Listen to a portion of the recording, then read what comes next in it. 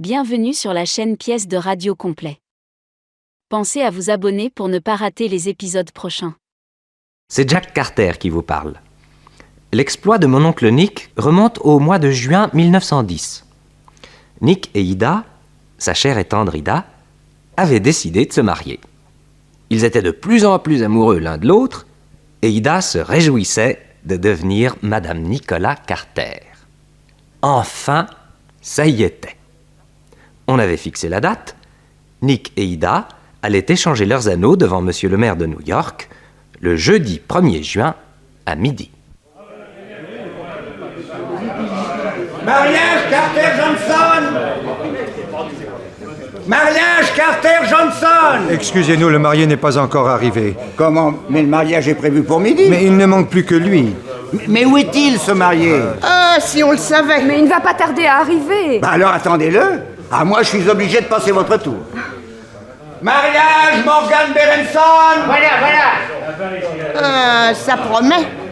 Un homme qui ne trouve même pas le moyen d'être à l'heure le jour de son mariage. Qu'est-ce que ce sera après? Oh, maman, je t'en prie. Il a peut-être été retardé par une arrestation. J'ai compris. Ça l'amuse plus de passer des menottes à des poignets qu'une bague à un doigt. Oh, écoute, sois pas méchante. Accordons-lui le quart d'heure de grâce. Bien. Attendons. Mais attendons. Midi et quart. Midi et demi. 1h moins le quart.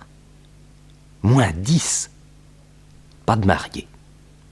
Chez Ida, l'inquiétude avait fait place à la colère. Bon. Eh bien, allons-nous-en. Non, attendons encore un peu. Ah non. Le ridicule a des limites et moi, je m'en vais. Mais voyons, seule une question professionnelle a pu mettre Nick en retard à ce point.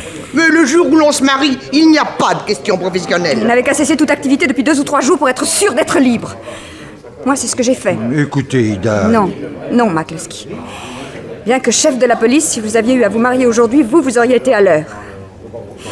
Si je vous disais le nombre de fois que Nick a manqué à nos rendez-vous, ça, décidément, je renonce à unir ma vie à un être aussi fantaisiste au point de devenir fantomatique et irréel. Adieu, mon pauvre ami, je suis navrée que vous vous soyez dérangé pour rien. Voyons, ce n'est que partie remise. Non, Mac, j'ai assez ri. Alors viens, ma fille. Bon, où est la voiture? La voici. Au revoir, Ida. Au revoir. À bientôt. Au revoir, madame. Au revoir, monsieur McCluskey.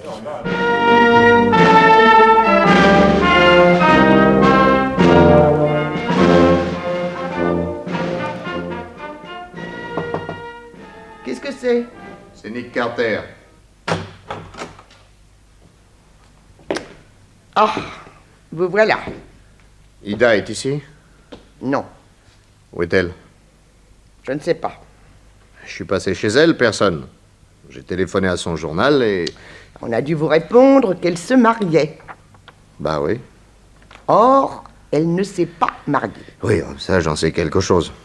J'ai fait un saut ici, à votre hôtel, parce que j'espérais qu'elle serait avec vous. Si elle était ici, je lui interdirais de vous voir. Ah. Tout est fini entre nous, monsieur Carter. Entre vous et moi, peut-être, mais Ida n'a peut-être N'ayez aucun espoir. Vous avez infligé à ma fille la pire des humiliations. Vous n'avez même pas l'excuse d'avoir été blessé ou tué au cours d'une bagarre. Ah oui, j'aurais dû venir avec un bandeau sur l'œil. Oh, ne plaisantez pas. Mais vous n'avez jamais rien compris à mon métier, Madame Johnson. Naturellement, je suis trop bête. Où étiez-vous à l'heure de votre mariage? Dans les égouts. Mon gendre, on habillait cravate blanche dans les égouts. Au moment de partir pour la mairie, ma voisine, une vieille demoiselle, entre chez moi. Elle se jette à mon cou, me crie au secours parce qu'il y a un cambrioleur barricadé dans son cabinet de toilette. Alors, j'y vais. J'enfonce la porte, le gaillard saute par la fenêtre, je cours à sa poursuite, il disparaît dans une bouche d'égout. Je descends après lui. Et je réussis enfin à lui mettre la main au collet. On se bat, on glisse, et ça finit dans le grand collecteur. Je rattrape mon homme à la nage, je le remets aux mains des autorités et je bondis à la mairie. Bah oui, seulement vous veniez de partir. Quoi? Vous êtes allé à la mairie sans même vous changer? J'avais peur qu'Ida soit partie. Dire que j'aurais pu voir ma fille épouser un être dégoulinant et nauséabond. Oui, après, j'aurais eu tout le temps de prendre un bain. Allez vous baigner, monsieur Carter. Allez. Je ne vous retiens pas. Vous pouvez tout de même bien me dire où est votre fille. Brisons-la. Dites donc, c'est elle que je vais épouser, hein, pas vous? Oh, Dieu m'en préserve. Et ma fille l'a échappé belle. Adieu.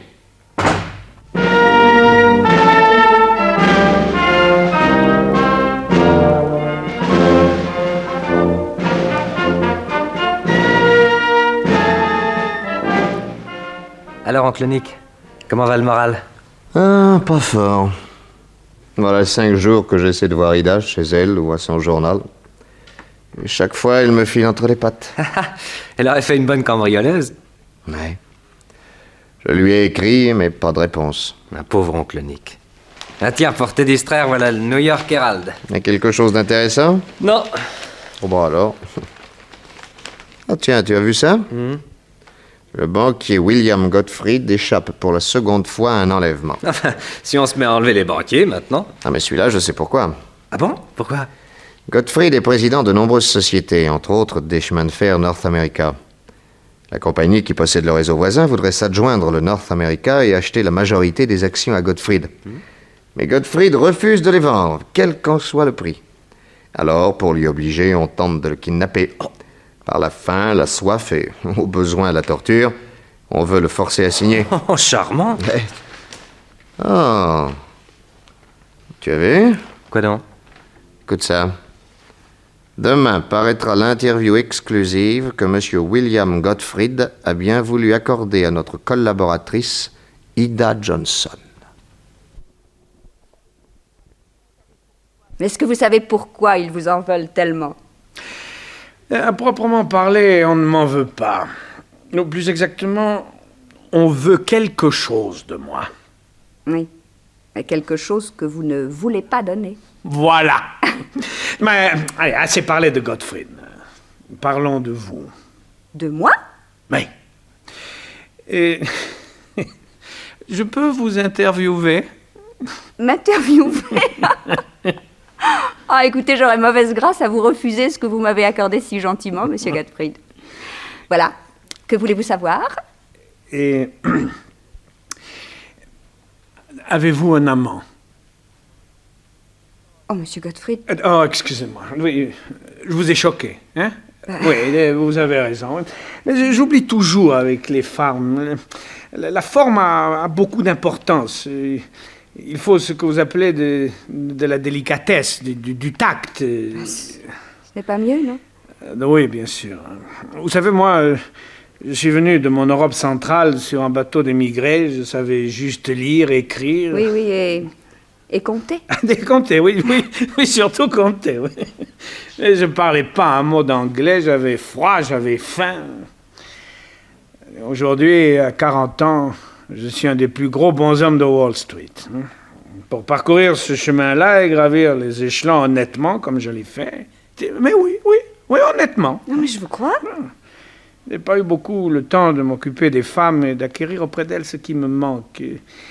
Elles, je dois le dire, ne m'ont pas manqué, mais j'ai toujours été rétif, presque timide. Voulez-vous que je vous dise? Oui. La plupart m'ont fait peur. Peur? Oui, avec vous, j'ai l'impression que je n'aurai pas peur. Mais pourquoi? Parce que vous avez un regard clair, un sourire sans ambiguïté, et que vous travaillez pour gagner votre vie. J'ai des amis qui viennent passer le week-end prochain dans mon bungalow à White Plains. Je vous invite. Croyez-vous que ce soit raisonnable? Ah, bien entendu, si l'une de vos amies veut vous accompagner, elle sera la bienvenue. Alors, dans ces conditions, j'accepte, monsieur Gottfried. Willy. William. Quelques jours plus tard, en sortant de la police centrale, Patsy, le second lieutenant de Nick Carter, se heurta à une fort jolie fille. Oh, Ida! Patsy. Bonjour. Bonjour. Comment ça va? Ça va? Qu'est-ce que vous devenez? Et vous? Oh, bah, rien de spécial. C'est Nick qui ne va pas bien. Ah? Il est malade? Non, mais ce mariage raté, il s'en console pas. Oh, vous savez, le temps arrange bien les choses. Ida, revenez le voir et faites la paix. À quoi bon? Ça, je m'en rends compte maintenant, Nick a une âme de célibataire. Vous occupiez la première place dans sa vie. Ah, ça, il me l'a prouvé le jour de notre mariage. Oh. Non, Patsy, je crois que tout est mieux ainsi. Il est temps que je pense sérieusement à l'avenir. Avec le banquier Gottfried. Pardon? Nous sommes détectives, Ida. Nous savons tout. Tout quoi? Vous avez bien passé le dernier week-end dans le bungalow de Gottfried, à White Plains. C'est exact. Gottfried est très amoureux de vous. Très. Et il ne demande qu'une chose, que tout cela finisse par un mariage. Oh, mais vos renseignements sont de premier ordre. Mais vous, Ida, votre avis? Monsieur Gottfried est un beau parti. Oh, ça, superbe. Et puis, il est bel homme. Grand, blond. Il ressemble beaucoup à Nick. Ah ben oui, c'est vrai, tiens, je n'avais pas remarqué. Par contre, ce qui ne m'a pas échappé, c'est son exactitude et les attentions charmantes dont il m'entoure. Ça me change. Ah, méfiez-vous, Ida. Comme je vous connais, vous vous ennuieriez très vite avec votre banquier. Tiens. Ce que vous aimiez avec Nick, c'était l'imprévu, l'aventure, quelquefois même le danger. Mais oui. Eh si, vous n'êtes pas une fille à attendre un mari tous les soirs au coin du feu en faisant de la broderie. Eh bien, un petit bonheur bien bourgeois ne me déplairait pas tellement. Oh. Vous voyez, je vieillis. Vous? Vous n'avez jamais été plus jeune, ni plus jolie. Oh mon Dieu, il est 4h moins 5. Écoutez, on m'attend dans cette maison à 4h. Vous avez des démêlés avec ces messieurs de la police? Ah non, Patsy. Ah, bon. Je n'y ai que des amis. Au revoir, Patsy. Au revoir, Ida. Mademoiselle, J'ai rendez-vous avec Monsieur McCluskey à 4h. vous êtes... Mademoiselle Ida Johnson. Une seconde. Bien. Entrez. Mademoiselle Ida Johnson. Ah, qu'elle entre. Mademoiselle. Bonjour, Ida. Bonjour, Mac. Alors, ce week-end chez Gottfried. J'y suis allée avec Betty Handsome. Oh, des invités un peu ennuyeux. Un peu trop grosse finance pour mon goût. Mais le bungalow est ravissant. C'est Willy qui a tout arrangé avec un goût très sûr. Eh, qui est Willy? Monsieur Gottfried? Oh, vous en êtes au prénom? Oh, tout bien, tout honneur. C'est un garçon intelligent. C'est un redoutable homme d'affaires. Mais ce qui le rend sympathique, c'est qu'il prend la vie un peu comme un gosse qui jouerait au football, avec passion et imprudence parfois. C'est d'ailleurs à ce sujet que je viens vous voir. Eh bien, je vous écoute. Vous savez déjà que par 2 fois, on a voulu l'enlever. Oui. Eh bien, une 3e tentative va être faite samedi prochain. Et comment le savez-vous? Eh bien voilà. Je suis arrivée pour le week-end à White Plains le samedi après-midi. Alors, tout s'est fort bien passé et le dimanche soir, nous avons joué aux cartes jusqu'à minuit, puis tout le monde est allé se coucher. Au moment de me mettre au lit, je me suis aperçue que j'avais oublié dans le living room un roman, commencé dans l'après-midi. Alors j'enfile un déshabillé pour ne pas chercher dans le noir des boutons électriques dont j'ignore évidemment l'emplacement. Je descends l'escalier avec une bougie allumée. Mais voilà qu'arrivé au rez-de-chaussée, un courant d'air l'éteint. Alors je me demande quoi faire quand j'aperçois un ray de lumière sous la porte du fumoir. Je m'approche et là j'ai une impression bizarre. 2 hommes sont en train de chuchoter comme pour éviter d'être entendus. Alors, m'abandonnant à mon instinct de journaliste, toujours curieuse comme une chatte, je colle mon oreille contre la porte et voici ce que j'entends. Gottfried ira samedi prochain au bal costumé de Lady Hervey. Je saurai le déguisement qu'il aura choisi. Au cours de la soirée, vous vous mêlez aux invités et vous lui faites au bras une légère piqûre de F405. Aussitôt, il ressent une sensation d'étouffement. Il sort dans le parc et là, il tombe évanoui. Vous l'embarquez, le tour est joué. Comptez sur moi. J'ai une équipe de premier ordre. Voilà ce que j'ai entendu. C'est tout? Oui. Il y a eu des meubles remués, la lumière du fumoir s'est éteinte et les 2 hommes sont sortis par la porte qui donne sur le jardin. Avez-vous pu voir qui étaient ces gens? Non. Et avez-vous dit à M. Gottfried ce que vous aviez entendu? Ah, bien sûr, dès le lendemain matin. Alors j'ai voulu le dissuader d'aller à ce bal masqué. Il m'a déclaré qu'il irait quand même et qu'il s'opposait à ce que la police soit prévenue. Il voulait se donner la satisfaction de mettre lui-même la main au collet de ses agresseurs au cours de la soirée. Ah ben ça, je vous l'ai dit, un gosse qui joue au football.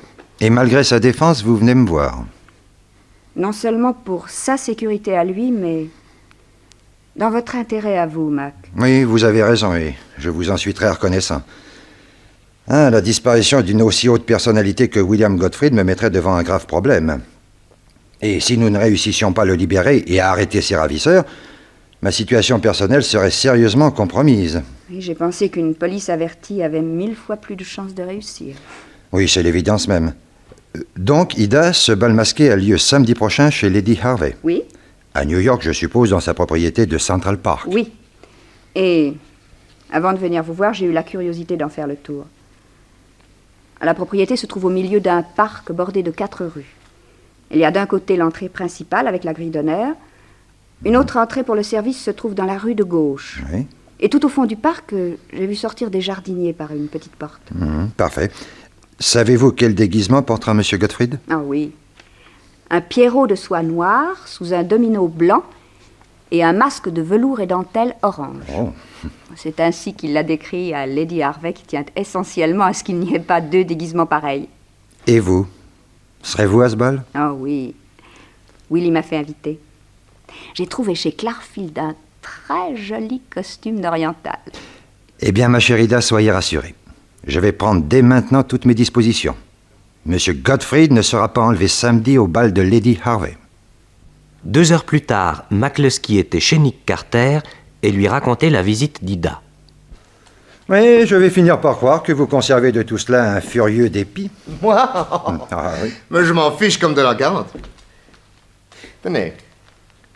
Pour vous montrer à quel point je dis vrai, j'accepte votre proposition. Ah, bravo. Je vais lui montrer, moi, à ce monsieur Gottfried, qu'un policier vaut bien un banquier. D'accord, Mac. Je suis votre homme. Merci, Nick. Bien entendu, je mets à votre disposition tous les inspecteurs que vous voudrez. Non, je préfère opérer avec Jack et Patsy seulement. Ensuite, il se pourrait que j'ai besoin de votre aide. Bon, je vais y réfléchir. Je passerai demain à votre bureau pour vous exposer mon plan. Ça va? D'accord. Ah, vous êtes le meilleur des amis. Oui. Je ne serais pas fâché de montrer à mademoiselle Johnson que si elle conserve son banquier, ce sera encore grâce à moi.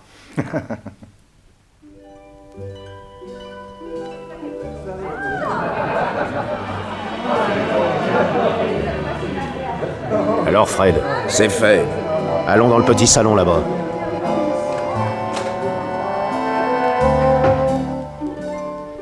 Et tiens, asseyons-nous sur ce canapé et bavardons comme des gens du monde. Capitonnage en soie rose, mon rêve. Allez, maintenant, je t'écoute. Les gars sont cachés dans le parc et les 2 voitures attendent dans la rue à la porte du fond. Que t'as pu ouvrir? Oh, bien sûr, et l'enfance de l'art. Eh ben, y a plus qu'à attendre minuit. Oh, je t'aime bien en bourreau du Moyen-Âge. Hé, comment me trouves-tu en berger Watteau? Ridicule. Ah Dis donc, t'as bien repéré le banquier Gottfried? Ouais, le grand là-bas en domino blanc, la capuche sur la tête et un masque orange. C'est ça, oui. Et Ida, elle devait venir habillée en obélisque. En quoi? En obélisque? Idiot, en odalisque. Ouais, mais au dernier renseignement, elle n'arrivera pas avant minuit. Ah, bon. Quelle heure est-il? Minuit moins 5. Bon, ben, on va y aller. Alors, c'est bien compris, hein? Ouais, Tu t'approches du banquier. ouais, Il est au buffet. Alors, il y a Oui. la cohue, ce sera facile. ouais. Tu le piques au bras. Je le pique au bras. Oui, mais ne répète pas toujours ce que je dis, hein. Alors, tout de suite, il va avoir du mal à respirer. Et il va sûrement prendre l'air dans le parc. Ouais. Alors, il va tomber dans les pommes, et on n'aura plus qu'à l'embarquer dans la voiture. Et Ida? On la guette à l'entrée. Ouais. Charlie lui dira que Gottfried est dans le parc, un peu souffrant, et qu'il la réclame. Ouais. Elle y courra, et hop, on l'embarque dans la 2e bagnole. Ok. Attention, Ouais. la minuit. Ouais. Allez, va au buffet. Et pique Gottfried, hein. Ouais. J'ai dit bien Gottfried. Pour les sandwichs? Non, pas les sandwichs. Et reviens, qu'on observe ses réactions. Entendu. T'as tout ce qu'il faut? Tout. Bon, vas-y. J'y vais.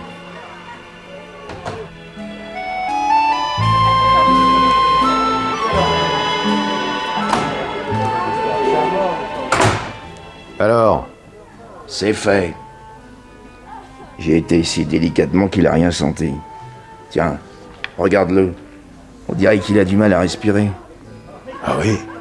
Il sort sur la terrasse. Il descend dans le parc. Et viens, suivons-le.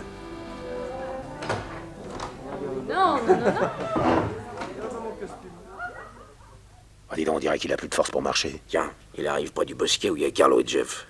Ah, ça y est, il tombe. Il est évanoui. Ah, Carlo et Jeff lui sautent dessus et l'embarquent. Au poil. Bonne chance, les gars. Ah tiens, voilà maintenant Charlie qui s'amène avec l'odalisque. Où est Monsieur Gottfried? Par ici, mademoiselle. Nous l'avons étendu derrière ce bosquet pour qu'il soit bien tranquille. Venez le voir avec nous. Mais où est-il?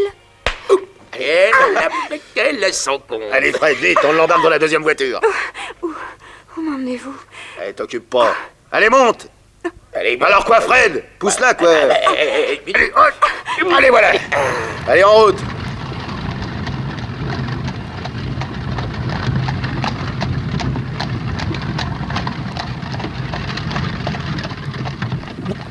Mais où m'emmenez-vous? On va te mettre en réserve. Oui, monsieur Gottfried. On l'a enlevé, lui aussi. Mais on ne l'emmène pas au même endroit. Alors notre chef va lui demander bien gentiment de signer une certaine petite vente d'action. Et il va pas vouloir. Alors comme il t'aime d'amour, on lui dira que s'il continue à ne pas vouloir, on va te couper une oreille. Et on la lui apportera dans une petite boîte. Bandit. Attends, c'est pas fini. Si la vue de ton oreille ne le décide pas à signer, le lendemain il recevra l'autre. Monstre. Et s'il veut toujours pas, alors tous les jours on lui enverra un doigt de sa chère petite Ida. C'est pas vrai, Mais si, mais c'est pas vrai. voilà qui s'évanouit. Les femmes ont horreur de l'imprévu.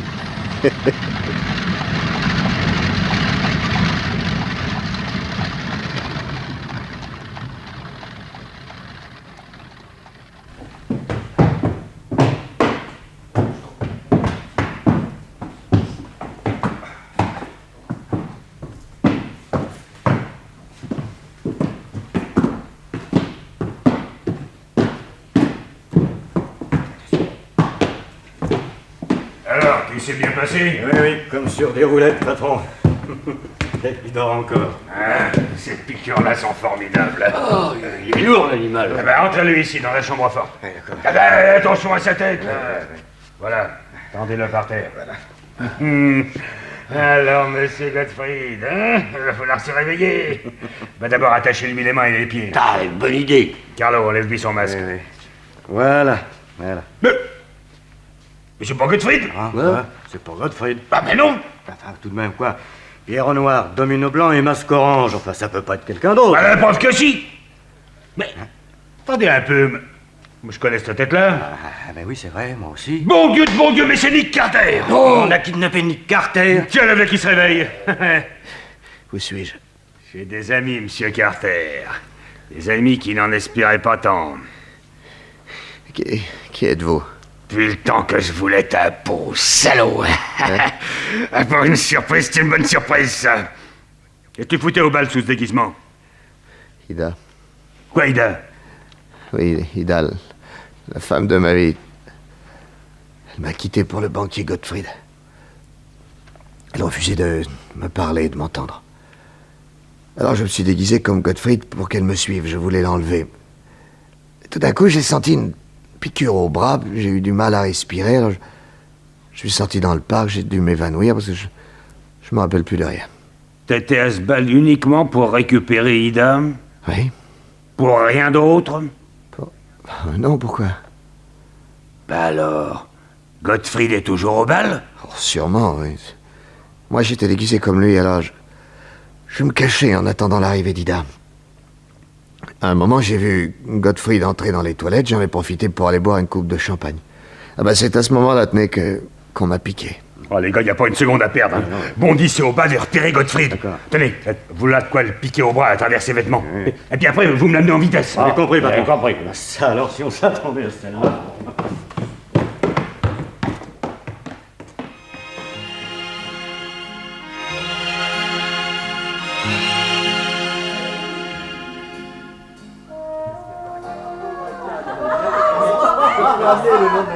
Tiens, regarde. Voilà Gottfried là-bas. Où ça? Le domino blanc, avec la capuche relevée et le masque orange.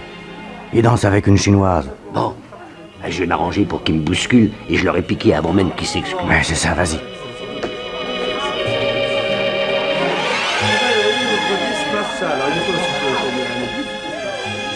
C'est fait. Regarde, il quitte la chinoise. Il fait des efforts pour respirer. Il va sur la terrasse. Il descend dans le parc. Il va tomber. Allons-y. Ouais, allons-y.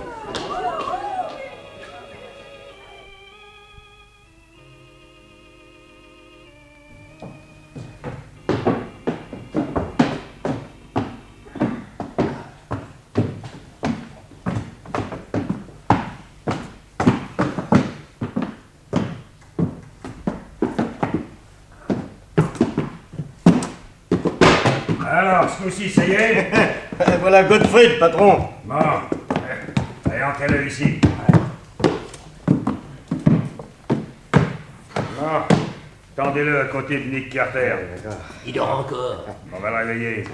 Allez, enlevez-lui son masque. Voilà. Mais c'est pas Gottfried. Quoi? C'est pas Gottfried. Ah mais non. Un domino blanc et masque orange, ça peut pas être quelqu'un d'autre. Bah la preuve que si. Tiens, il se réveille.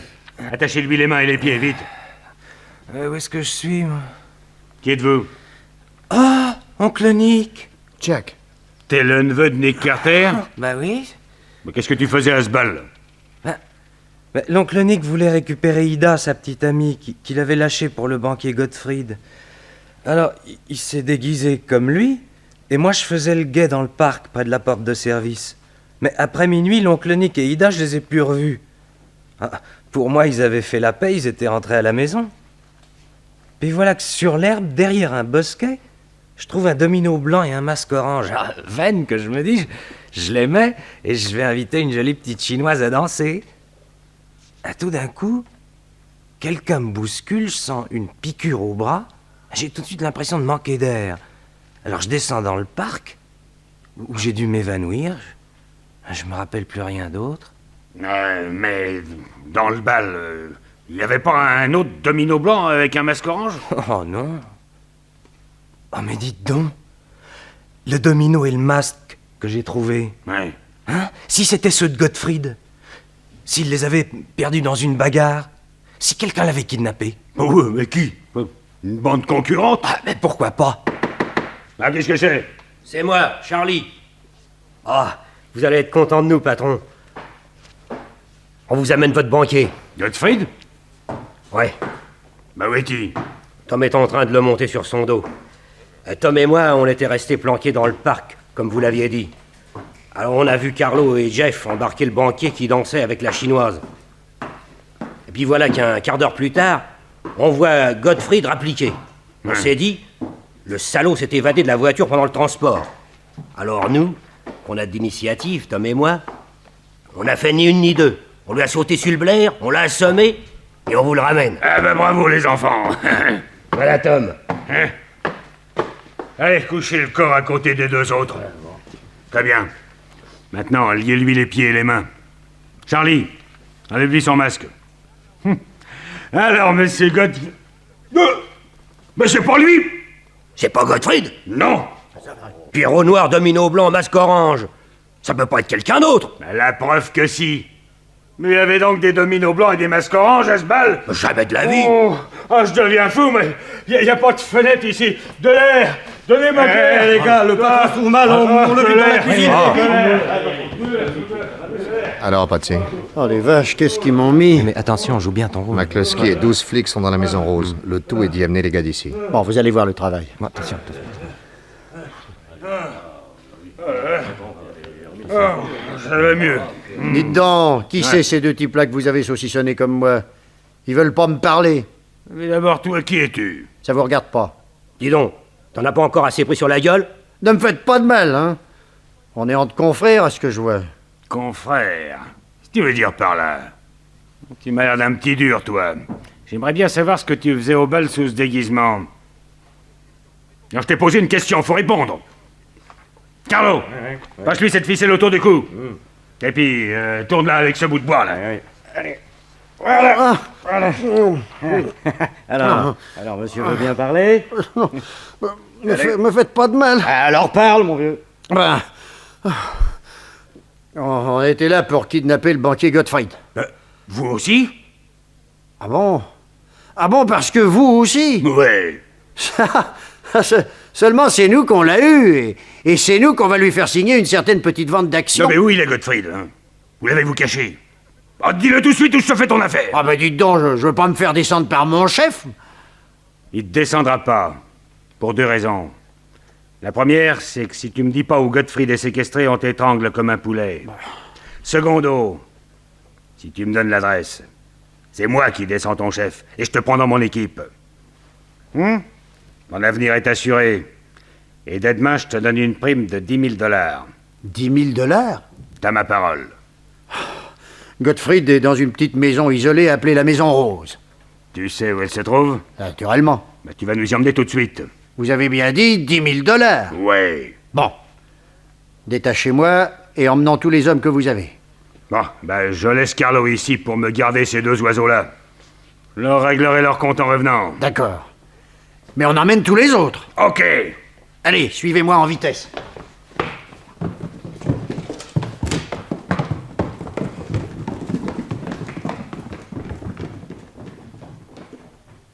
Vous allez me garder longtemps prisonnière? Il y a 1 heure que t'es avec nous et tu t'ennuies déjà? Eddie, petite, tu crois que Gottfried signera l'acte de vente que le patron va lui présenter? Je ne sais pas de quoi vous voulez parler. Mais j'aime autant vous dire que quand il s'agit d'affaires, Gottfried, c'est un vrai dur à cuire. Tu sais que ça m'amuserait pas de te couper une oreille?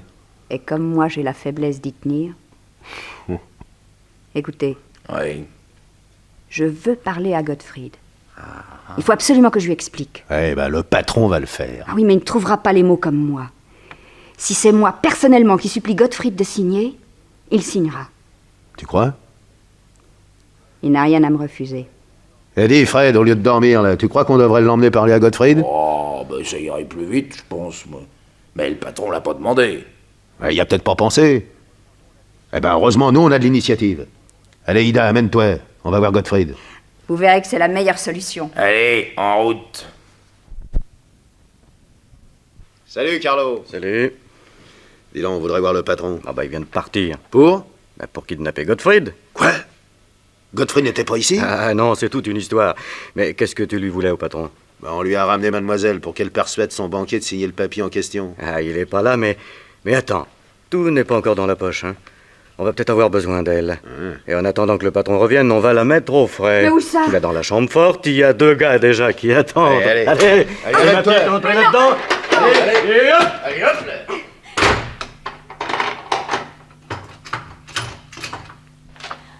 Quelle brute! Ida! Jack! Nick! Mais qu'est-ce que vous faites ici tous les deux? J'essaie de te conserver de ton banquier. Mon banquier. Tu sauras que M. Gottfried n'est pour moi autre chose qu'un bon copain. Bon, bah, tu es libre. Tu es même plus libre que nous, puisque je vois que toi, ils ne t'ont pas attaché. Peut-être consentirais-tu à nous débarrasser de nos liens? Naturellement. Merci. Jack, maintenant. Ah, ça fait du bien de pouvoir remuer les bras et les jambes. Bon, maintenant et avant tout, il faut sortir de là. Ida, tu vas crier au secours. Au secours? Oui, le type qui nous garde ouvrira pour voir ce qui se passe. Aussitôt, je l'assomme avec cette chaise et je lui prends son revolver. Oui, mais attention. Il y en a encore 2 autres, ceux qui m'ont amené ici. Bah, quand ils entreront, ils subiront le même sort. Allez, vite, allez. Crie au secours. Bon. Au secours! Mais plus fort. Au secours! Au secours! Ah quoi? Qu'est-ce que c'est? Qu'est-ce que c'est? J'espère qu'il a un revolver. Oui, le voilà. Mais qu'est-ce qui se passe? Charlot! Et de 2. Jack, son revolver, vite. Mais le troisième? Mais le troisième est parti? Oui, bah, sans doute. Descends dans l'escalier. Allez, suivez-moi. Nick! Nick, le troisième est en bas! Attention, Nick, il va tirer sur toi! Salaud! Je l'ai eu!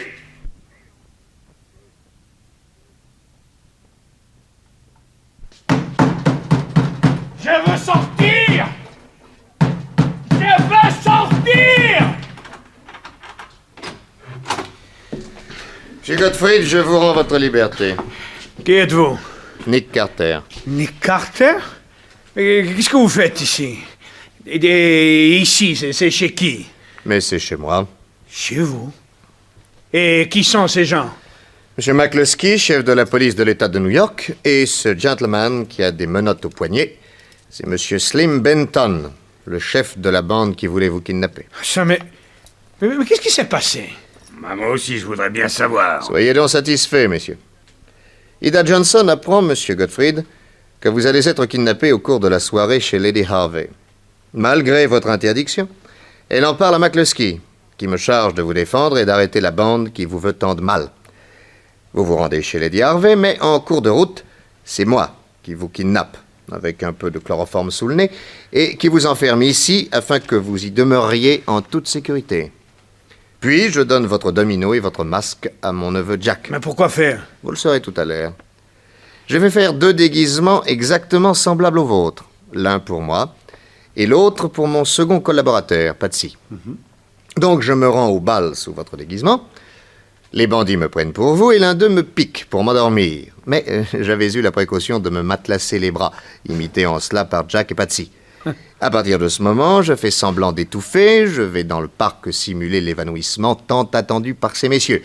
Ils m'embarquent, et voici le lot dans la bergerie. Alors, c'est ensuite moi qu'ils enlèvent.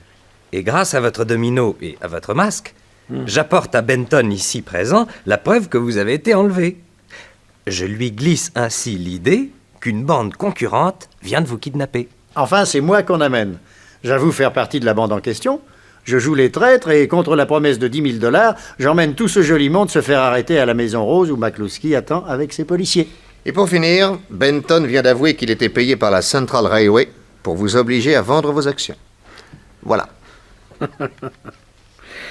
Ah, monsieur Carter, vous êtes un homme merveilleux. Souvent, Aïda m'a parlé de vous. Je dois même dire qu'elle commençait à m'agacer. Pourquoi ça? Parce qu'en fin de compte, elle ne me parlait que de vous. Ah. J'aimerais bien savoir ce qu'elle a pu faire cette nuit au bal, sans cavalier. Elle est dans la chambre voisine. Comment ça? Ida vous racontera elle-même, monsieur Gottfried, ce qui lui est arrivé. Qu'il me suffise de vous dire qu'elle, Nick et moi, nous avons voulu sortir de la maison où les bandits nous avaient enfermés. Mais en descendant l'escalier, l'un d'eux a braqué son revolver sur nous, et pour protéger Nick, Ida s'est jetée devant lui. C'est elle qui a reçu la balle. Elle est morte? Non, blessée à l'épaule. Je ne pense pas, monsieur Carter, qu'Ida aurait risqué sa vie pour moi. Dans ces conditions, je n'ai plus qu'à me retirer. Dites à Ida que je resterai le bon camarade que je n'ai cessé d'être pour elle et que je serai toujours heureux de la recevoir. Avec vous, monsieur Carter. Merci. Nick! Oui? Ida vient de se réveiller. Ah.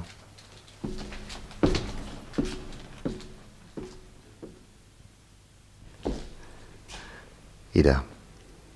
Nick, tu es vivant. Mais oui. Tu n'es pas blessé? Non. Nick, j'ai eu tellement peur de te perdre.